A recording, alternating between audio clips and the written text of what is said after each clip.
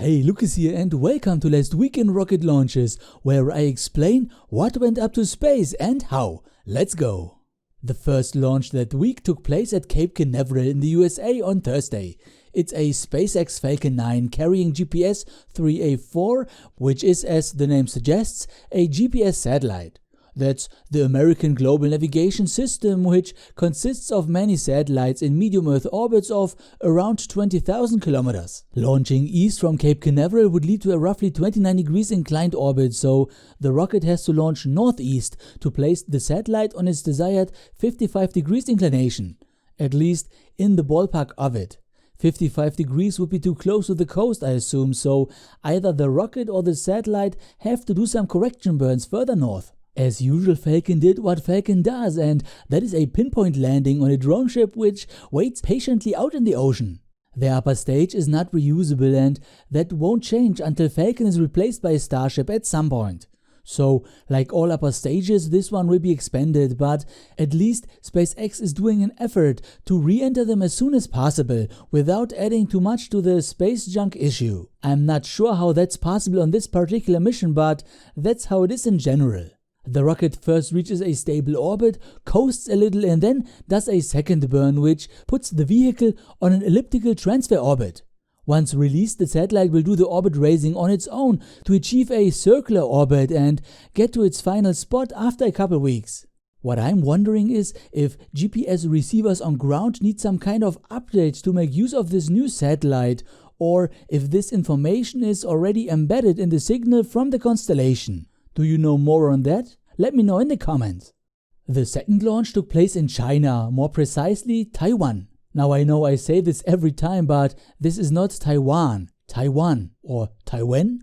I have no idea how to pronounce it. Anyways, going to space was Long March 6, which is one of China's newer and non-toxic launchers. The first two stages burn rocket propellant 1, aka rocket grade kerosene, so even though the booster will drop back crashing on land, it will at least not poison people after they return to their homes. Yeah, Falcon 9 is still the only orbital rocket that lands the booster in a controlled fashion. However, China is added and I'm sure we'll see more of that in the coming months. Hitching a ride on Long March 6 are a couple smaller satellites. 6 NuSats for Earth observation for the company Satellogic, one satellite actually named Taiwan, not Taiwan, also for Earth observation, launched by Origin Space for a middle school in the region, and with Tianyan, 5 other satellites for Earth observation, but this time for Edda Space. The most interesting part to me is actually the secondary payload Tianyan carries, and that is a demo satellite called… Nope, I'm not going to pronounce that one. Important is, it tests a couple new technologies and is partly backed by ESA. One of them is the first of its kind iodine electric propulsion. This engine type uses a strong magnetic field to accelerate matter out into space, providing thrust. Now, in order to get a good specific impulse or exhaust velocity, this matter has to be accelerated incredibly fast, which means only very little quantities of it are accelerated, because it would otherwise take too much energy at once. So, while these engines are very efficient, they only produce very little thrust. An engine has to burn for minutes or even hours to push a satellite in some direction. The overall engine type, however, is not new on this one, but the iodine as propellant is. If you look at the periodic table, you'll see that iodine is right next to xenon, which is a noble gas and commonly used for this kind of propulsion. So it's fairly similar in molecular mass. However, iodine is 3 orders of magnitude more abundant here on Earth than xenon, and 2 orders or 100 times more common than even krypton, which is used by SpaceX on their Starlink satellites. It's a big step into the right direction when it comes to not wasting super rare elements as propellants. So where is the catch? Is it less efficient? Nope. The propellant is up to 3 times more efficient than xenon, and it can be stored in solid form without pressurized and heavy tanks. Crazy, right? Now, there is a tiny catch in that because you have to vaporize the solid before you can use it. However, the efficiency gains are much greater than the heater added.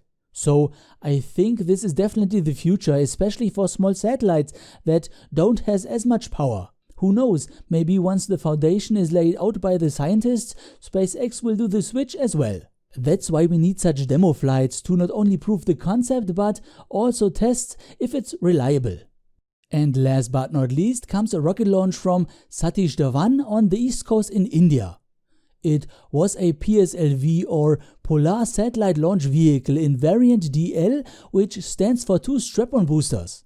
Payload-wise, there is a main mission called EOS-1, which is a governmental reconnaissance satellite, and a couple CubeSats strapped to it. 4 from type KSM, these are navigation satellites for the company Kleospace.